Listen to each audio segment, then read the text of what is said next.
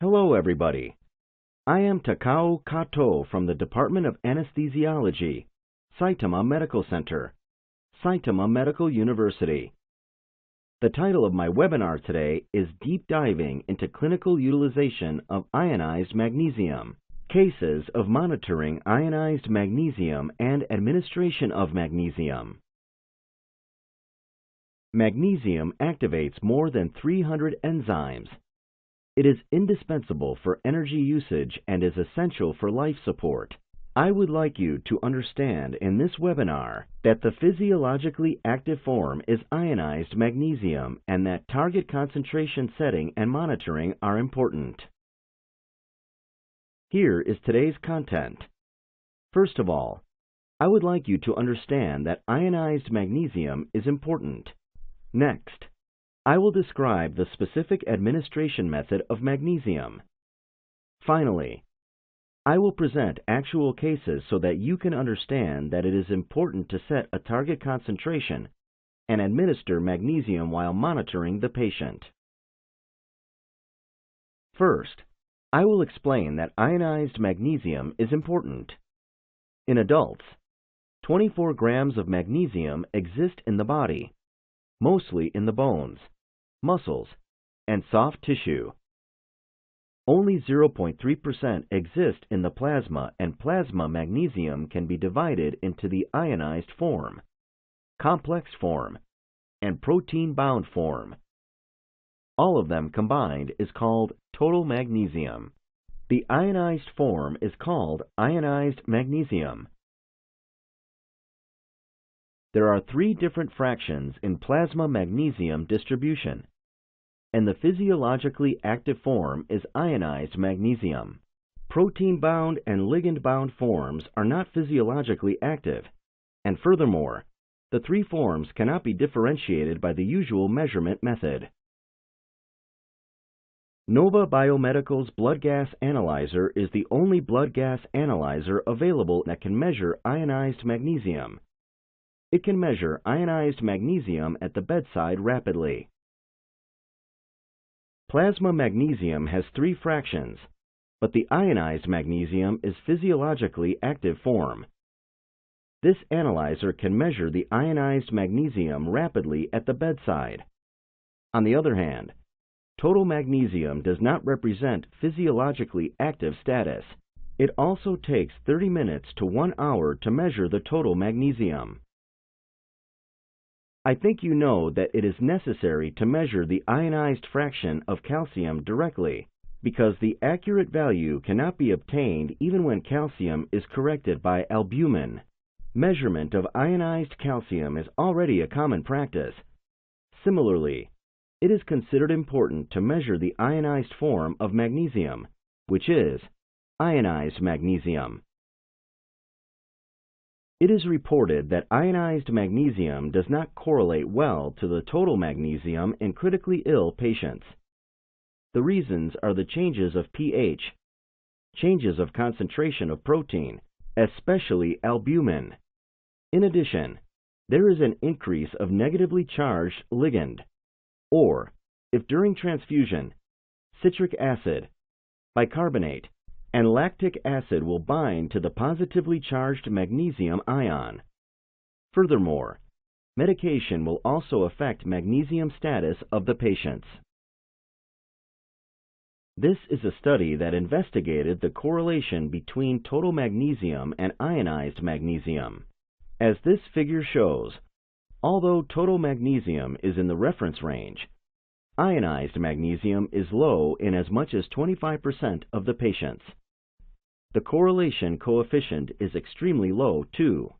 This means that total magnesium does not reflect the physiologically active ionized magnesium level.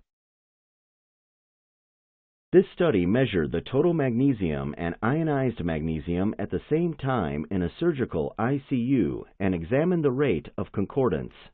The treated departments of the subjects were highly diverse, including general surgery, hepatobiliary pancreatic surgery, vascular surgery, thoracic surgery, orthopedics, obstetrics, gynecology, and neurosurgery. This is a figure plotting total magnesium on the x-axis and ionized magnesium on the y-axis. When you look at the figure, you can see that 82% of the cases whose total magnesium was low actually had a normal ionized magnesium level. 3% of the cases whose total magnesium was in the normal range had a low ionized magnesium level. On the contrary, 21% had a high ionized magnesium level. 28% of the cases whose total magnesium was low actually had an ionized magnesium level in the normal range. Overall, the concordance rate by weighted coefficient kappa was extremely low. What this means is that in critically ill patients, total magnesium deviates from ionized magnesium. So if you only see the total magnesium level, it may lead to unnecessary tests, unnecessary dosing of magnesium, or overlooking of abnormalities. I think you will understand from this study that clinical diagnosis should be conducted with ionized magnesium, and it is necessary to directly measure ionized magnesium. However, exclusive ion selective electrodes are necessary for ionized magnesium measurement.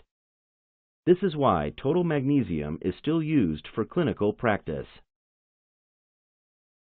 Next, I will explain the specific repletion protocol of magnesium.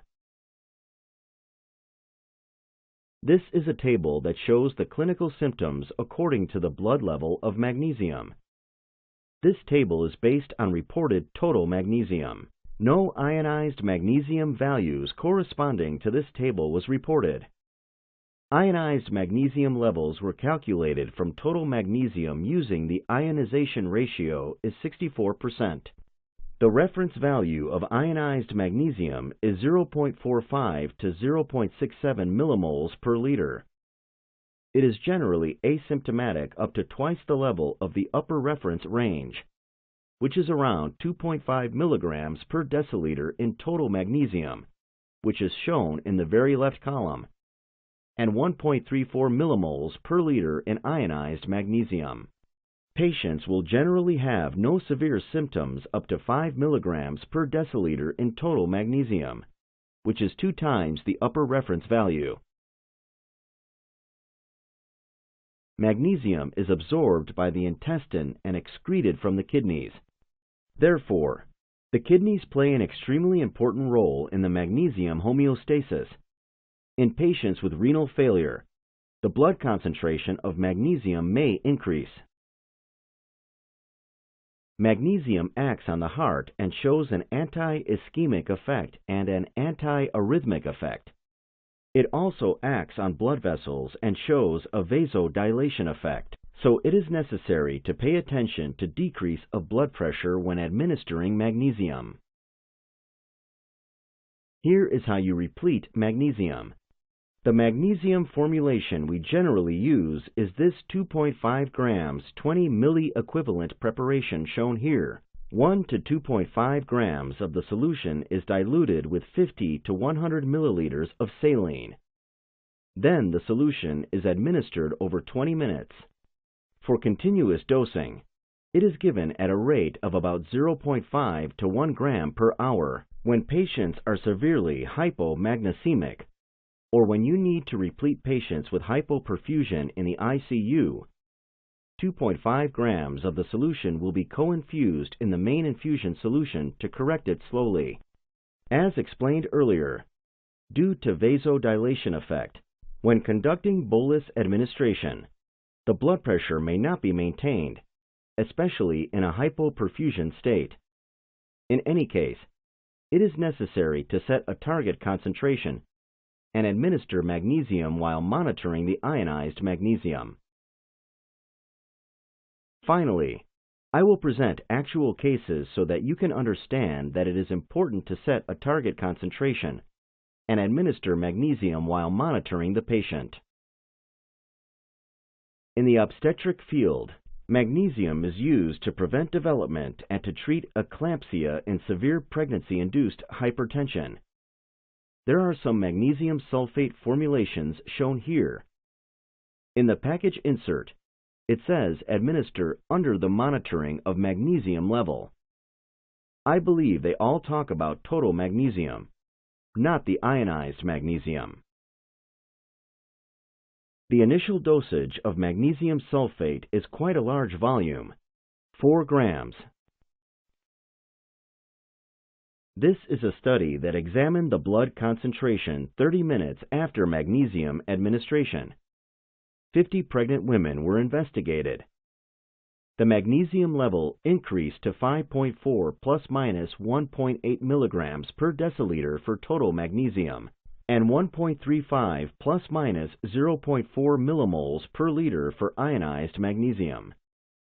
As for symptoms and complaints during administration, there were pregnant women who felt intense fatigue saying, "I have no strength and it feels that it is not my body," or, "I do not feel I am alive. I would rather like to be put into a coma until my baby comes out." Let us see where the therapeutic concentration is in this magnesium toxicity table. We can see that the therapeutic range is in the toxic range. If the symptoms advance, the patients may end up with hypotension or cardiac arrest. So it is necessary to check simultaneously the physical findings, such as decreased tendon reflex or loss of tendon reflex, when confirming the ionized magnesium level. These are cases when the infusion pump was accidentally disconnected and free fall of the magnesium sulfate solution happened. In the left case, a total of 32 grams, and in the right case, a total of 20 grams was administered as a bolus infusion which led to respiratory arrest and arrhythmia. We have had experiences at our hospital too, but in all cases, the patients were aware of the situation. They just cannot move, but most of them were aware. In addition, blood concentration may rapidly increase in patients with renal dysfunction, so caution is required. Next, I will show a case patient who developed hypocalcemia in addition to magnesium deficiency. The patient was a woman in her 40s.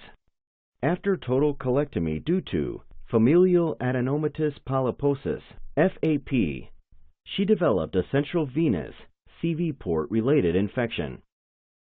The port was removed at another hospital and she was treated with antibiotics. A CV port was planned to be inserted again, but she developed tetany. Calcium was administered, but symptoms did not improve.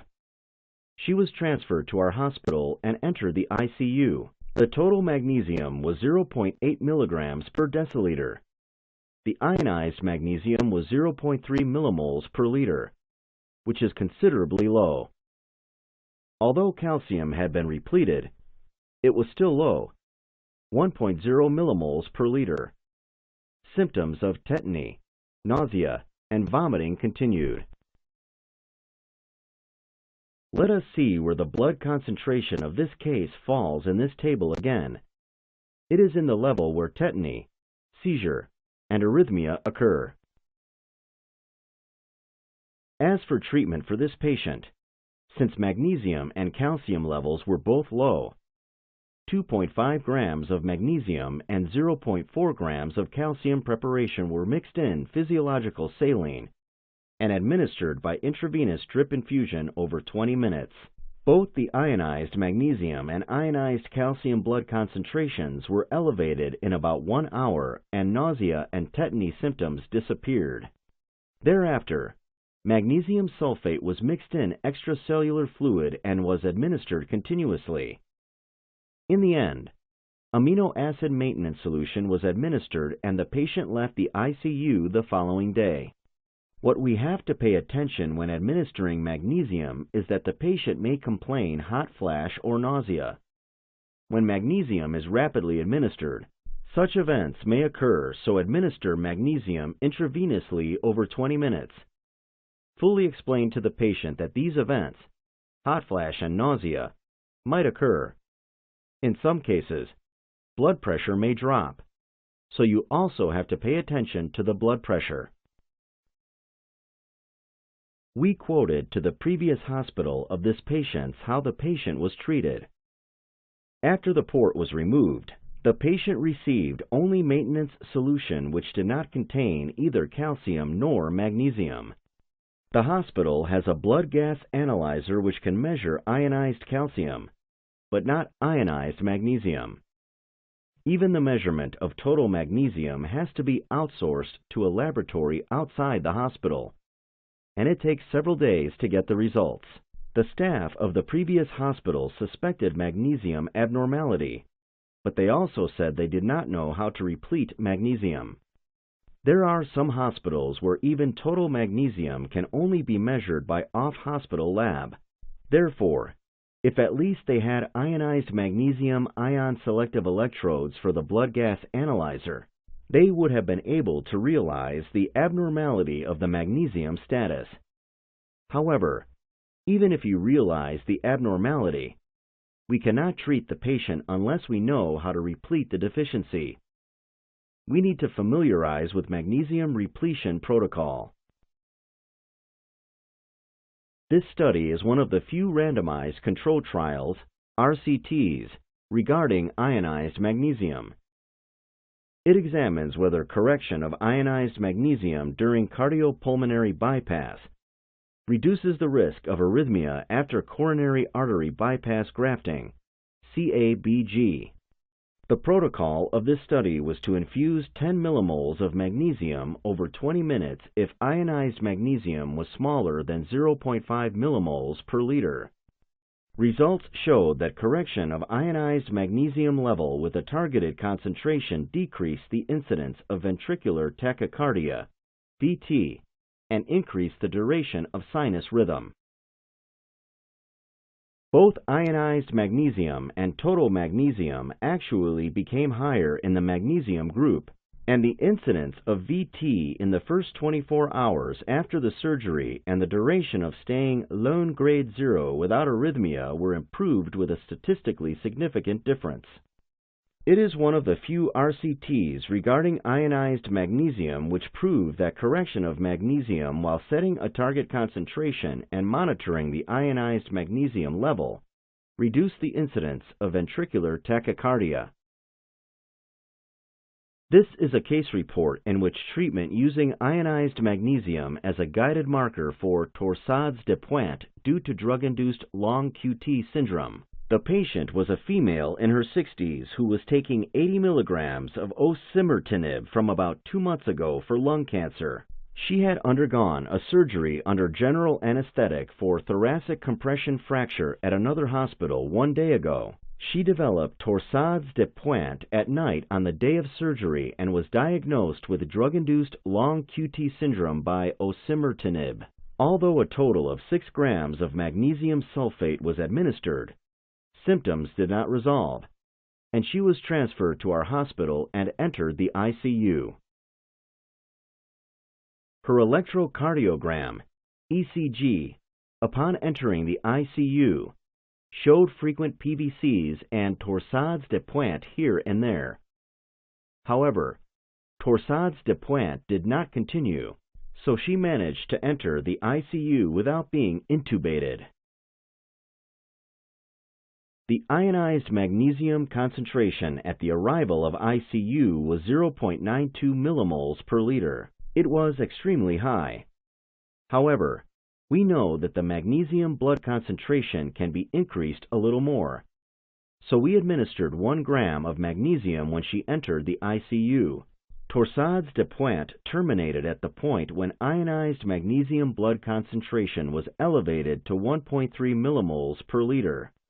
Thereafter, we adjusted the dosing rate using the ionized magnesium concentration of 1.3 millimoles per liter when torsades de pointe terminated. We expected the arrhythmia would continue after osimertinib was discontinued because of its long half-life, 48 hours. Therefore, the tapering of magnesium was initiated when the drug's half-life period had elapsed after the discontinuation of the medication. After we confirmed that there was no recurrence of torsades de pointe, she was transferred to a general ward on the 3rd day and discharged on the 11th day. The points to be noted when repleting magnesium is that it is often necessary to correct other electrolytes, such as phosphate, sodium, and calcium, because patients are most likely to have other electrolyte imbalances simultaneously. In addition, attention needs to be drawn to the dosing rate in patients with renal dysfunction. When magnesium formulation is rapidly administered, patients fall into a state in which they are conscious, but unable to move. That is, they go into a state of sleep paralysis. It is also necessary to reduce the dosage in patients with renal dysfunction.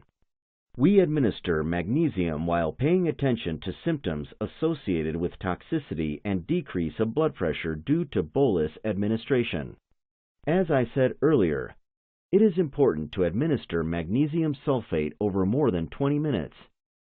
Additionally, since many patients complain hot flash and nausea, we need to firmly explain in advance that they may occur.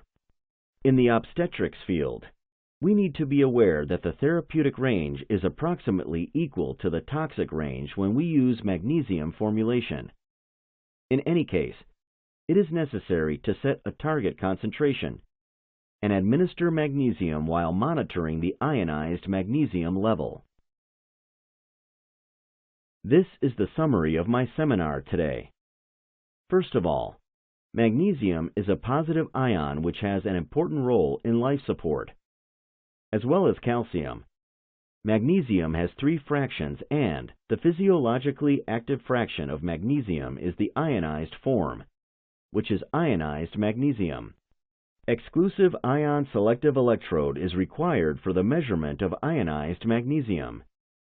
The blood gas analyzer which can measure ionized magnesium is only from Nova Biomedical. I would like you to understand that ionized magnesium and total magnesium do not always correlate in critically ill patients. As for the correction of magnesium level, it is important to set a target concentration and monitor ionized magnesium at the bedside. In the obstetric field, the therapeutic range is almost equal to the toxic range, so it is necessary to pay attention to the renal function of the patients and physical findings such as tendon reflex. Complication of other electrolyte imbalances are often seen, such as hyponatremia, hypokalemia, and hypocalcemia. Therefore, we have to be cautious about these conditions. That will be the end of my talk. I hope this webinar will become some help for your everyday practice. Thank you for joining this seminar.